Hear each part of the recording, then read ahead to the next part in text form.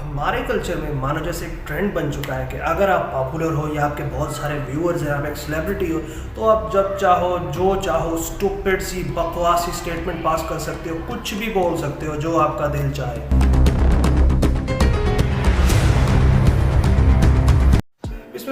अस्सलाम वालेकुम, welcome to team wolf fitness and nutrition और मैं हूँ आपका होस्ट शराज। चलें आज की वीडियो स्टार्ट करते हैं।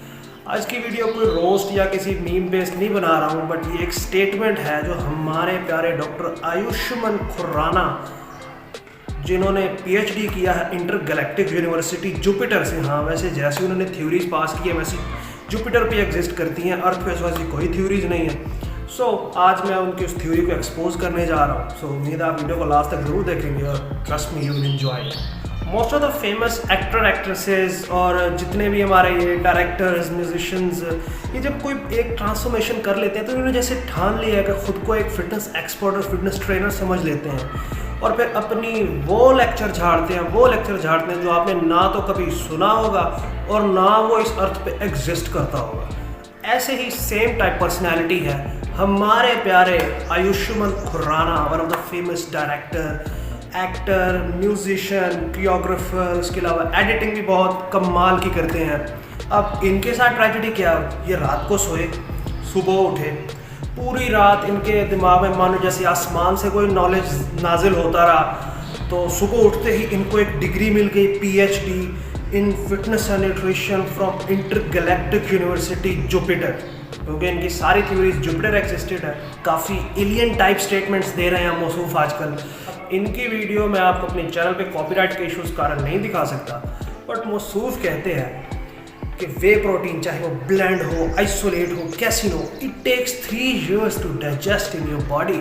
आई मीन कुछ भी, मतलब एक फास्ट डाइजेस्टिंग प्रोटीन जो 3 साल ले रहा है डाइजेस्ट होने में, 3 साल तक पेट में पड़ा है वो, तो अगर मैं बीफ खा लेता हूँ तो मुझे तो अगला जन्म चाहिए उसे डाइजेस्ट करने के लिए, अब्जॉर्ब करने के लिए, या बिकॉज वो सबसे स्लो डाइजेस्टिंग प्रोटीन है। इनकी थ्योरी मेरे दिमाग में नहीं बैठी।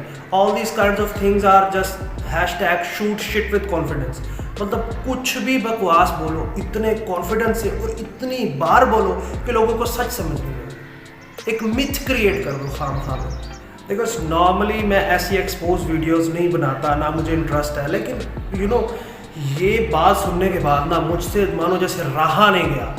अब मैं ये सोचने पे मजबूर हूँ कि मैं जो इतने डब्बे प्रोटीन के खा चुका हूँ, अब इतने सालों से वो मेरे पेट के अंदर पड़े होंगे।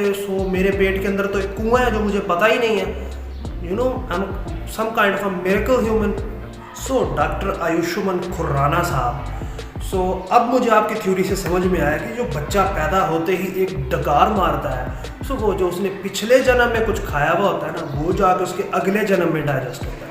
थैंक यू सर, काफ़ी कंफ्यूज था मैं इस बात को लेके। थैंक्स, आपने मेरी कन्फ्यूजन दूर कर दी। बहुत हो गया मजाक। Now let's move to the science.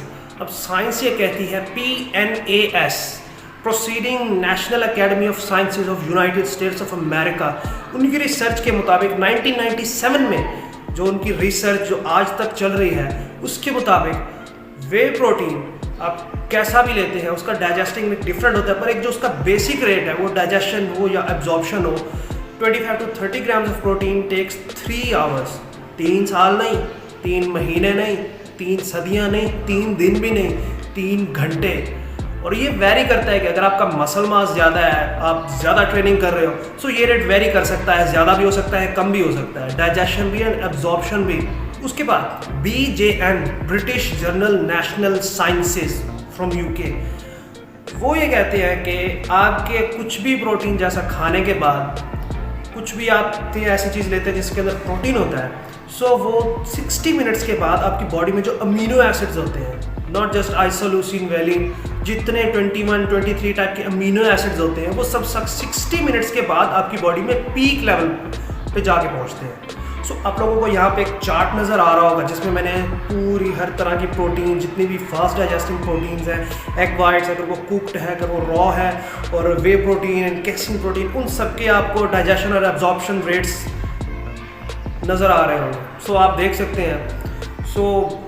I can't believe कि किसी को भी अब कोई और कन्फ्यूजन रहनी चाहिए। इसके बाद और उससे भी ज़्यादा हैरानी की बात है, जो उनके आगे यूट्यूबर बैठा था, फेमस यूट्यूबर, उसने उनको कुछ रेजिस्ट नहीं किया। मतलब वो कुछ भी बोलते जा रहे हैं, यार तुम तो फिटनेस से तुम्हारा रिलेशन है, तुम तो फिटनेस यूट्यूबर हो, कम से कम तुम्हें उनकी बात को रेजिस्ट करना चाहिए। अगर रेजिस्ट किया भी तो कैमरे पे तो कुछ नज़र नहीं आया। आपने ऑफ द कैमरा जाके उनसे कोई बात की या वहाँ पे भी उनकी जी हजूरी करते रहे। यार दुख होता है इन सब बातों को देखकर। मतलब कोई भी एक्टर एक्ट्रेसेस जितने भी हैं, पहले एक चीज़ को टोटली डिनाई करते हैं, फिर जब बाद में उनकी कंपनी उन्हें कोई पैसे देते हैं तो वो इसी चीज़ को प्रमोट करने लग जाते हैं, फिर वही चीज़ उनके लिए अच्छी हो जाती है। और हमारी प्यारी अवाम इन्हीं की स्टेटमेंट्स पे अपने डिसीजंस लेती है।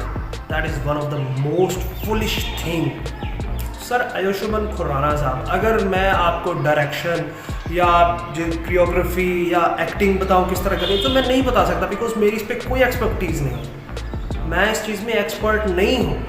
मुझे कोई हक हासिल नहीं है कि मैं आपकी किसी फील्ड के बारे में आपको राय देने लग जाऊँ। और आप इसी तरह अगर आप किसी दूसरे की फील्ड को राय दे रहे हैं तो आपको भी सोचना चाहिए कि आप क्या बोल रहे हैं। इवन आई नो कि आपको जब आपके ट्रेनर ने लास्ट किसी मूवी की ट्रांसफॉर्मेशन के लिए वे प्रोटीन दिया होगा तो आपने पूछा भी नहीं होगा कि ये होता किस लिए और ये आप मुझे दे क्या रहे हैं। कुछ भी अंट जो भी वो आपको दिए जा रहे हैं आपने उनसे कभी नहीं पूछा, लेकिन स्टेटमेंट देने में आपने 1 मिनट नहीं लगाया। अब अगर आप में से कोई डॉक्टर आयुष्मान खुराना के फ़ैन है तो मैं आप सब लोगों से माफ़ी चाहता हूँ। मेरा मेन मकसद उन्हें क्रिटिसाइज़ नहीं करना था, बट हाँ जो उन्होंने गलत किया उसको मैं हमेशा क्रिटिसाइज़ करूँगा। एक वो नहीं और भी कोई करेगा, और मुझे इस चीज़ का कोई डर नहीं है कि इस चीज़ के लिए आप लोग मुझसे हेट करें। सो बने रहिए इस चैनल पे। मेक श्योर कि आप मेरे चैनल को सब्सक्राइब करें, लाइक करें वीडियो को, कॉमेंट में अपने क्वेश्चन डालें and be the part of my YouTube family.